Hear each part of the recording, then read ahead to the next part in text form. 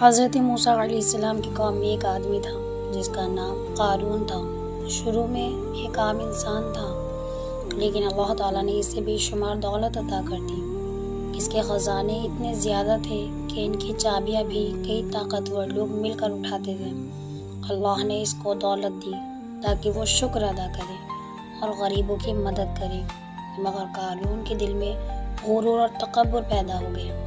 جب لوگ اسے نصیحت کرتے کہ اے قارون، اپنی دولت پر غرور نہ کر، یہ سب کچھ اللہ نے دیا ہے، اللہ کی راہ میں خرچ کر تاکہ دنیا اور آخرت دونوں میں کامیاب ہو جائے، تو قارون غرور میں جواب دیتا، یہ سب دولت مجھے میری عقل محنت کی وجہ سے ملی ہے، اس میں اللہ کا کوئی فضل نہیں۔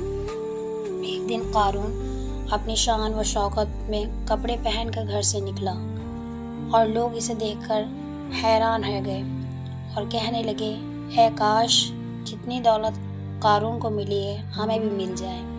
لیکن کچھ اہل ایمان نے کہا، افسوس، یہ نہ بھولو کہ اصل کامیابی وہ ہے جو آخرت میں ملے گی، یہ دولت ہمیشہ نہیں رہے گی، یہ فانی ہے۔ مگر قارون نے ان کی نصیحت نہ مانی بلکہ اور زیادہ غرور کرنے لگا۔ آخر کار اللہ تعالیٰ کا عذاب آیا، ایک دن زمین پھٹ گئی اور قارون اپنے خزانے، محل اور شان شوکت کے ساتھ زمین میں دھنس گیا۔ آج تک وہ زمین کے اندر موجود ہے۔ قرآن کی دلیل ہے، سورہ قصص میں یہ واقعہ موجود ہے۔ اس واقعے سے ہمیں یہ سمجھ میں آتا ہے کہ ہمیں ہر حال میں اللہ کا شکر ادا کرنا چاہیے، جو اس نے ہمیں دولت دی ہے، شہرت دی ہے، عزت دی ہے، اللہ تعالیٰ کا اس کا شکر ادا کرنا چاہیے۔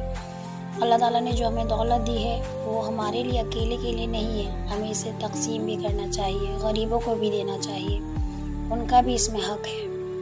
اللہ تعالیٰ اور ہمیں غرور سے بچنا چاہیے۔